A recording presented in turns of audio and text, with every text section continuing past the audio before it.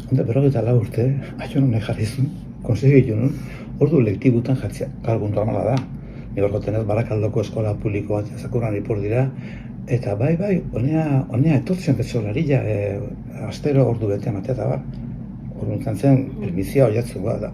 Hola, zen 22an hori hasi ginen ezatzen, eta konturatu nintzen, bala, ostara, urte mailarako berso batzuk, Juan Mari López eta biekin, bertsotan, letxe da guinak eman, eta bertsoa, zapa. Urrengo pausua, antolatu genuen, Leixoti saria. Ondik gane, ustut Donik eta kompainia, jarretze dutela, ez da horrek, azten berroi bat dozte. Eta horrengo izan zen ja, berso eskola jarri dugu martxan, Madalen Soro, tortilla bat igentzigun bertako zukaldariak, eta hola zin nire pixkate, hiru ardatzak edo, ez?